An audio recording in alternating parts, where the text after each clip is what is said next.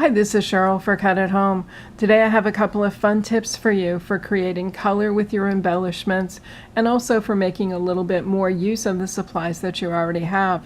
I'm going to start with the embossing folder. Here my little bunny face or my bunny cameo actually came from a full-size embossing folder. So it's full size, it's got the bunny, a lot more of him, some eggs at the bottom and the like, but it's just fine to isolate a portion of an embossing folder and use that piece. What I'll normally do is cut the oval first and then place it as I want in the embossing folder and run it through and emboss it. But sometimes you've made an oops with your embossing, and so you have a piece that you don't want to use on a card front because it's a little crooked or something, and there it's just fine to cut up those pieces and make it work. Another little tip for saving cardstock: you can see I have the same color layer underneath the bunny head as well as in the back layer of my card. All I've done is I've cut that oval from that same piece of cardstock rather than going to a separate piece. No one will ever know there's a hole back here, and you will have saved so much cardstock in the long run by doing that. Again, the more we save, the more we can spend on the fun stuff like dies and embossing folders and the like. Now, as for the color, I have the bunny in a number of different colors. I have the lovely sort of robin's egg blue, I have a yellow, I have a green, I have a taupe.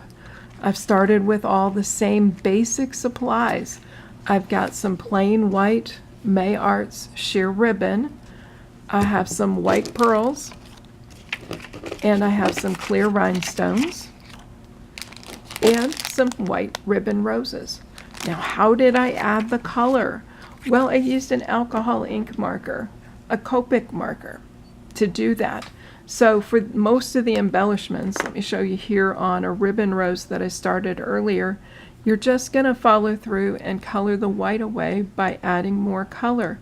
Now, you'll notice with big projects like this, the color will actually soak in quite a bit, so you have to be careful, otherwise you can run your pens dry with this. But normally you can get a good set color, so I've turned my white to orange there. Again, with my pearls, I'm just going to use the brush tip and I'm going to color around, add that color to my pearl. Every once in a while you have to sort of let it dry a little bit and add a little bit more color, but not so much today. Same thing with my rhinestones. Now for your rhinestones, make sure they're clear and not those sort of iridescent ones that sparkle up in different colors.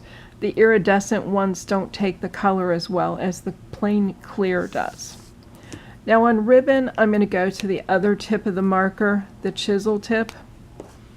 I've just cut a short piece of my May Arts ribbon. I have scratch paper underneath because this color will bleed through and you don't want to stain permanently things that you don't want colored. And here I'm just going to run the chisel tip along the ribbon and add the color to it. Very, very easy. For short lengths for a card or two, this is the best method. If you want to do a significant quantity of ribbon, then there are different ways that you can add the ribbon. For example, to a bag, add a few drops from the Copic re-inker and create the shake it and dye the ribbon. So here I have now my white ribbon turned orange, and I'm ready to embellish another orange card. Too easy. Now there are other markers that will work. Again, I like the Copic markers, but you can also use the Shinhan art markers, Spectrum Noir markers, anything that's alcohol based. That means even those Sharpie markers can be used. Sharpie markers are also alcohol based, so grab them from your kids' room. If you're looking for an expanded idea on colors and that sort of thing, just go to the art department where they tend to have bigger supplies of Sharpies in more and more colors. And again, you have many options on adding color. So I don't buy a lot of color anymore, just the ones I really, really like. Otherwise, I stick with my white and I add my color with my alcohol ink markers. Thanks for watching.